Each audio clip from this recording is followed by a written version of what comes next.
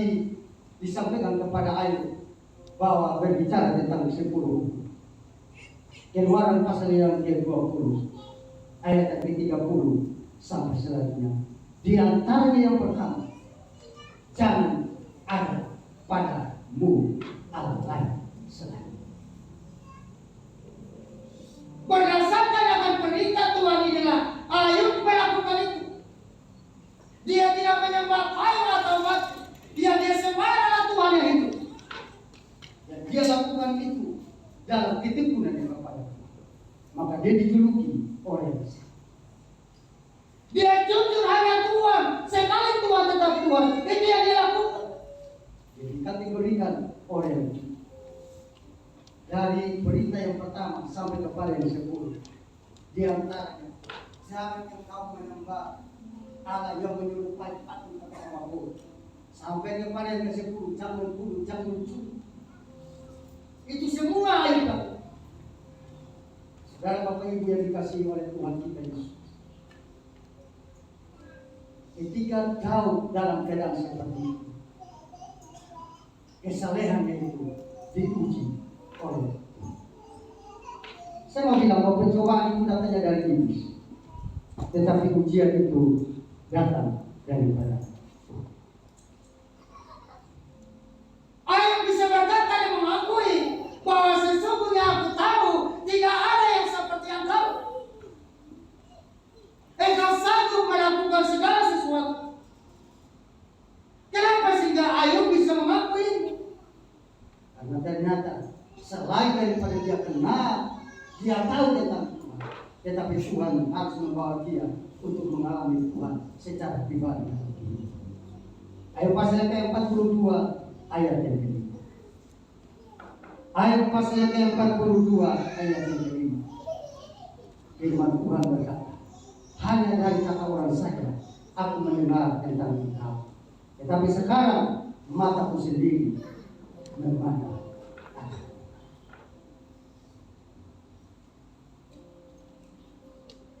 Ketika kita memiliki hubungan yang intim dengan Tuhan, maka mata hati kita menjadi mata hati yang tajam.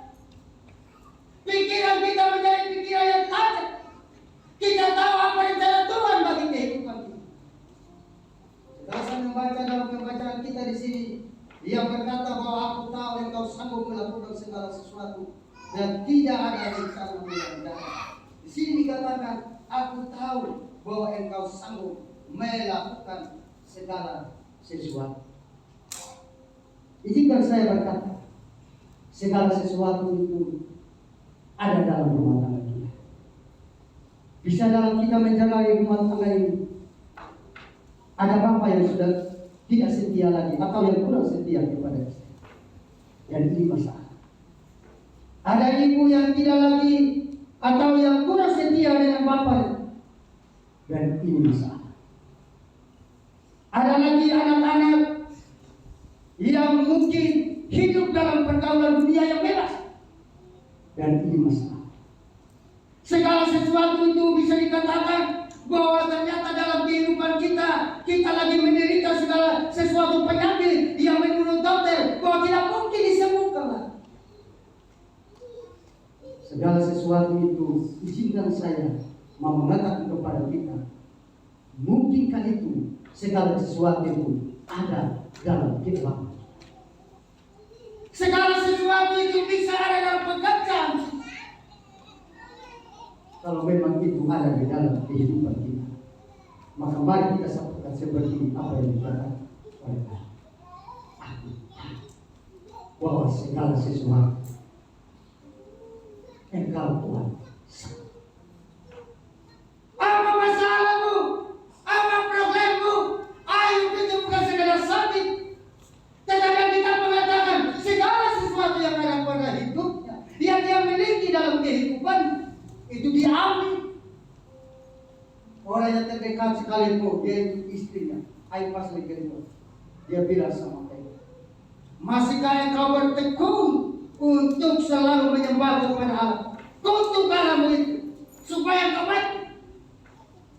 Tetapi apa yang dikatakan oleh Ayub? Engkau berkata seperti perempuan gila, Engkau hanya mau terima yang baik-baik saja. Sementara yang tidak baik, engkau tidak mau. Ayub karena memiliki pikiran yang tajam, roh yang tajam. Dia berkata dalam Ayub pasal yang ke-23 ayat yang ke-10. Ayub pasal yang ke-23 ayat yang ke-10. Di situ dikatakan, karena ia tahu jalan hidup. Seandainya ia mengikuti aku, maka aku akan tidur seperti emas.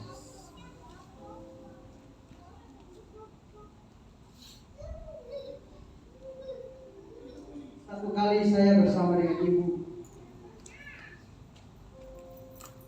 kami pergi ke toko emas. Pergi ke toko emas tujuannya tukar tambah.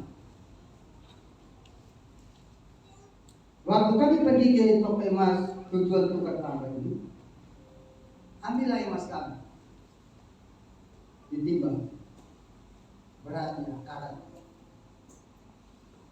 dicek apa ini emas murni atau buat dia akhir waktu. Apa ini emas murni atau yang orang bilang imitasi? Cek kebenarannya. Kalau memang emas murni, sesuaikan dengan karatnya, harganya. Mau ditambah buk atau bagaimana? Tinggal dilihat.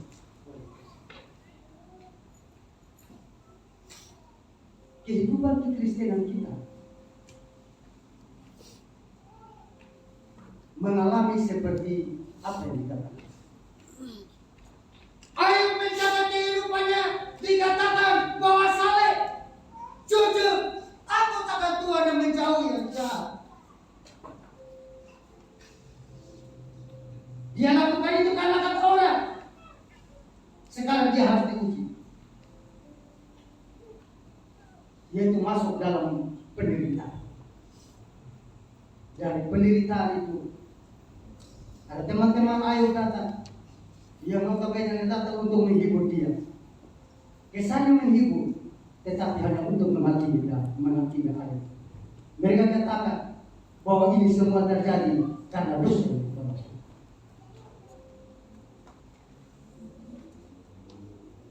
Dari pasal yang ke-4 sampai pasal yang ke-37, itu di situ dikatakan bagaimana percakapan Ayub bersama dengan teman-teman. Banyak yang teman-teman mereka ungkap. Setelah mereka diam-diam, Tuhan pun berbicara. Ayub pasal yang ke-38, Tuhan berbicara kepada Ayub. Tuhan berbicara melalui badai. Dia berkata, Ayub, bersiaplah kalau engkau sebagai laki-laki, maka engkau harus menjawab. Ternyata Bapak Muhammad dikasih itu. Apa yang dikatakan oleh Ayub? Ayub merendahkan diri dan dia berkata, aku hanyalah dibuta. Kalau aku berkata segala sesuatu, maka tidak akan kuulangi lagi. Malah dia menutup mulutnya dengan tangan, karena dia tahu bahwa segala sesuatu itu terjadi atas izin. Datang lagi Tuhan harus berbicara kepada Ayub. Kalau engkau laki-laki, maka engkau harus menjawab. Datang kepada pasal yang ke-42 daripada Ayub ini. Inilah jawab Ayub. Aku tahu engkau sanggup melakukan segala sesuatu. Saya tidak tahu apa yang menjadi masalah ini. Apa yang menjadi problem dalam kehidupan Bapak dan Mama? Apa masalah dalam rumah tangga? Masalah dalam pekerjaan? Masalah di sekolah atau apa masalah? Saya tidak tahu. Tetapi Tuhan yang tahu. Kalau Tuhan yang tahu, maka mari kita sama-sama sepakat dengan Ayub bahwa aku tahu Tuhan, engkau sanggup melakukan segala sesuatu. Jangan pernah berhenti berharap kepada Tuhan, karena janji Tuhan itu ya dalam. Serahkanlah hidupmu kepada Tuhan dan percaya kepada, maka Tuhan akan bertindak. Mazmur pasal yang ke-37 ayat ini. Percaya maka Tuhan akan bertindak dalam hidup. Kadang-kadang kita bilang, Pak Pendeta enak, omong percaya. Tetapi masalah saya kan bahwa Pendeta tidak alami. Saya mau bilang sama kita, bukan baru hari ini kita mengiring Tuhan, tetapi sudah bertahun-tahun kita mengiring Tuhan. Rubah cara berpikir. Imani setiap perkataan firman Tuhan. Saya ngomong ke mama kalau memang saya mengalami. Saya bukan hanya sekolah kita dan dengar tentang Tuhan itu hebat, tapi saya mengalami. Beberapa tahun yang lalu saya mengalami kecelakaan. Saya tidak sadarkan diri. Dan banyak hal saya lihat. Bahwa ternyata memang Tuhan itu sungguh hidup. Tuhan itu sungguh ajaib. Tuhan itu sungguh dahsyat. Tuhan itu luar biasa. Dan tidak ada yang menandingi Tuhan. Ayat kenapa sehingga dia berkata seperti itu? Karena bukan hanya sekadar dia mendengar kata orang, tetapi sesuai dengan kebenaran firman Tuhan, dia mengalami dan melihat bagaimana Tuhan ajaib. Bagian yang kedua adalah dan rencanamu tidak ada yang gagal. Ini berbicara tentang rencana Tuhan. Kalau rencana kita sudah pasti bahwa tidak ada yang jadi sesuai dengan rencana kita. Saya waktu almarhum istri saya masih hidup, kami punya rencana tahun ini. Saya bilang, Mama, kalau tahun 2023 nanti kita beli satu mobil Avanza supaya kita bisa jalan-jalan, nikmati hidup di sini. Daripada kita tak kurung di rumah, lama-lama kita stres.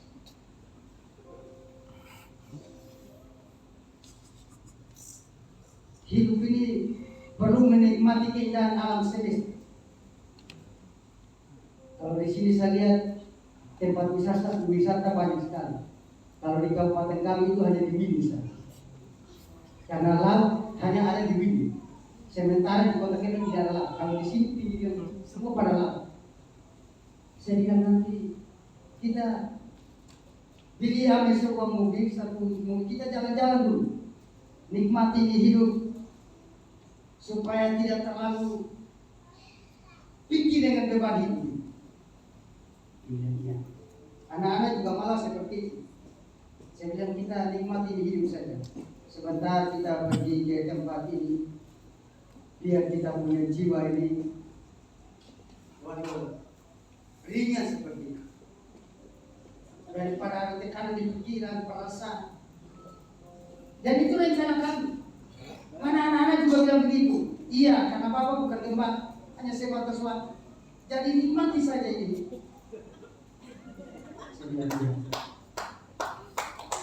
Itu kan rencana.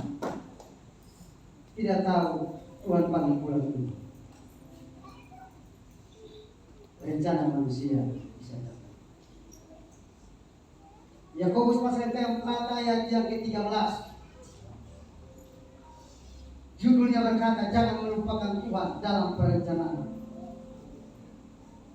Ayat yang ke-13, jadi sekarang hai kamu yang berkata hari ini atau besok kami berangkat ke kota dan di sana kami akan tinggal setahun dan bergadang serta mendapat untung. Ayat yang ke-14, sedangkan kamu tidak tahu apa yang terjadi besok. Apakah arti hidupmu? Hidupmu itu sama seperti uap, sebentar saja kelihatan lalu lenyap. Ayat yang ke-15, sebenarnya kamu harus berkata, jika Tuhan menghendaki, kami akan hidup dan berbuat ini dan ini yang mesti kita lakukan dalam hidup kita. Karena hidup ini kita yang jalani, sementara pemilik hidup ini adalah Tuhan. Karena pemilik hidup ini adalah Tuhan, maka harusnya kita berkata, yaitu ayat yang 15, sebenarnya kamu harus berkata, jika Tuhan menghendaki, maka kami akan hidup dan berbuat ini dan ini rencana manusia. Tetapi firman Tuhan di sini berbicara tentang bagaimana rencana. Jadi dalam pembacaan firman Tuhan, ayat pasal yang ke-42, ayat yang kedua, bahwa tidak ada rencanamu yang baik. Yeremia pasal yang ke-29 ayat yang ke-11. Yeremia pasal yang ke-29 ayat yang ke-11. Sebab aku ini mengetahui rencana-rencana apa yang ada kepadaku mengenai kamu. Demikian firman Tuhan, yaitu rencana damai sejahtera dan bukan rencana kecelakaan, untuk memberikan kepadamu hari depan yang penuh. Rencana Tuhan bagi saya dan Bapak Mama adalah rencana yang baik dan itu permanen. Tuhan tidak merancangkan yang jahat bagi kita, tetapi Tuhan merancangkan yang baik. Hanya saja iblis merancangkan yang jahat. Waktu Ayub diberkati Tuhan, waktu Ayub dalam kehidupannya mendapat ketenangan daripada Tuhan, semua yang ada padanya diberkati, dijaga, dilindungi Tuhan. Tetapi iblis tidak suka. Dia datang, dia membangun dialog dengan Tuhan, dia membangun hubungan dengan Tuhan. Dan atas izinnya Tuhan, semua diambil. Itu rencana daripada iblis. Saya mau bilang sama kita, selama kita masih hidup di dalam dunia ini, maka iblis mereka-reka yang jahat kepada kita. Tetapi dengar, kalau Tuhan yang menjadi harapan kita, kalau Tuhan yang menjadi sandaran kita, maka Tuhan pasti merubahnya untuk yang baik. Firman-Nya datang kepada kita Yeremia pasal yang ke-29 ayat yang ke-11 berkata, Yeremia 29 ayat yang ke-11, sebab aku ini mengetahui rencana-rencana apa yang ada padaku mengenai kamu. Dari apa yang kita baca, teringat oleh saya firman Tuhan di dalam Yeremia pasal yang ke-18 ayat yang ke-7. Yeremia pasal yang ke-18. Di sana pembelajaran daripada tukang periuk. Tukang periuk itu ternyata dia melakukan, mengajarkan periuk itu, kalau ada yang salah, dia ubah untuk dia memperbaiki. Nah ternyata yang Tuhan rencanakan bagi kita adalah sesuatu yang baik. Sementara kita belum tentu itu baik dan berjalan kepada Tuhan.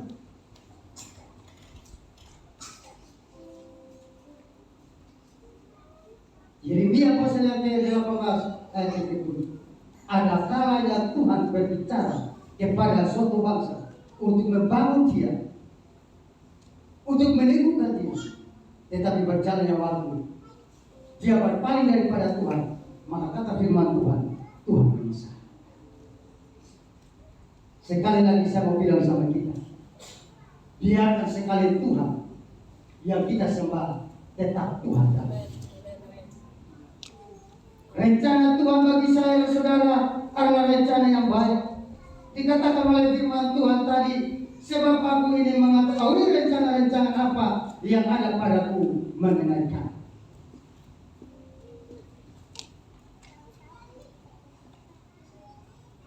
Sebab aku mengetahui rencana apa yang ada padaku mengenai kamu. Dan rencana Tuhan itu bukanlah rencana kecelakaan,